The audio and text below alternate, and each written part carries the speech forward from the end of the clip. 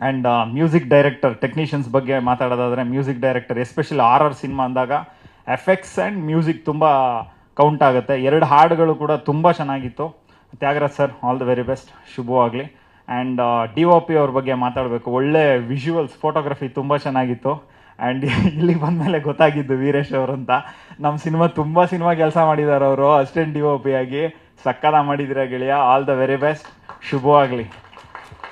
And ಕಲಾವಿದ್ರ ಬಳಗ ತುಂಬ ತೂಕದ ಕಲಾವಿದರು ಅಂತಲೇ ಅನ್ಬೋದು. ತುಂಬ ಎಕ್ಸ್ಪೀರಿಯನ್ಸ್ ಆರ್ಟಿಸ್ಟ್ ಇದ್ದಾರೆ. ಶ್ರೀಧರ್ ಸರ್ ಇರ್ಬೋದು, ಮಾಂತೇಶ್ ಸರ್ ಇರ್ಬೋದು. ಶ್ರೀಧರ್ ಸರ್ ಜೊತೆ ಅದು ಬೇರೆನೇ ಜರ್ನಿ. ಅವರು ಸಿನಿಮಾಲಿ ಆ್ಯಕ್ಟ್ ಮಾಡ್ತಾರೆ ಅನ್ನೋದೇ ತುಂಬ ಖುಷಿ ವಿಷಯ. ಯಾಕಂತಂದರೆ ಅವರು ಪಾತ್ರನ ಅಷ್ಟು ಯೋಚನೆ ಮಾಡಿ ಅದಕ್ಕೆ ಟೈಮು ಮತ್ತು ಅವರು ಪ್ರಿಪೇರ್ ಆಗಿ ಅದನ್ನು ಮಾಡ್ತಾರೆ. ಅವ್ರ ಜೊತೆ ನಾನು ಕೆಲಸ ಮಾಡಿದ್ದೀನಿ.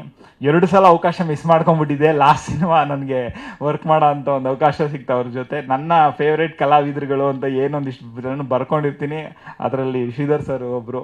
ಆ್ಯಂಡ್ ಈ ಸಿನಿಮಾದಲ್ಲಿದ್ದಾರೆ. ಭಾಳ ಖುಷಿ ಆಯಿತು ಶ್ರೀಧರ್ ಸರ್ನ ನೋಡಿ. ಆ್ಯಂಡ್ ಈ ಸಿನಿಮಾದಲ್ಲಿ ಅಭಿನಯಿಸಿರೋ ಎಲ್ಲ ಕಲಾವಿದರುಗಳಿಗೂ ಶುಭವಾಗಲಿ.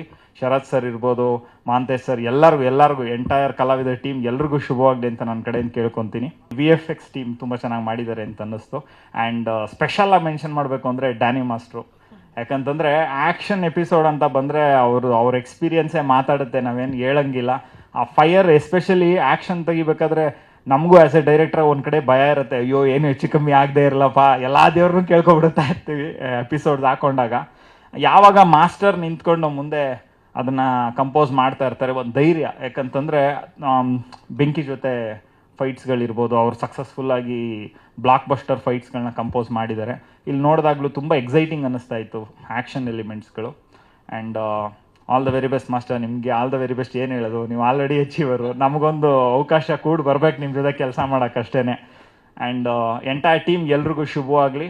ಎಲ್ಲರೂ ಕೂಡ ನಾನಿನ್ನ ಬಿಡಲಾರೆ ಚಿತ್ರವನ್ನು ದಯವಿಟ್ಟು 29ನೇ ತಾರೀಕು ರಿಲೀಸ್ ಆಗ್ತಾಯಿದೆ. ಥಿಯೇಟ್ರಿಗೆ ಬನ್ನಿ, ಮನೆ ಮಂದಿ ಜೊತೆ ಥಿಯೇಟ್ರಲ್ಲಿ ಈ ಸಿನಿಮಾ ನೋಡಿ, ಎಂಟೈರ್ ಟೀಮ್ನ ಬ್ಲೆಸ್ ಮಾಡಿ ಅಂತ ಕೇಳ್ಕೊತೀನಿ. ಜಿ ಕನ್ನಡ ನ್ಯೂಸ್ ಈಗ ನಿಮ್ಮ ಮನೆಯಲ್ಲೇ ನೋಡಿ.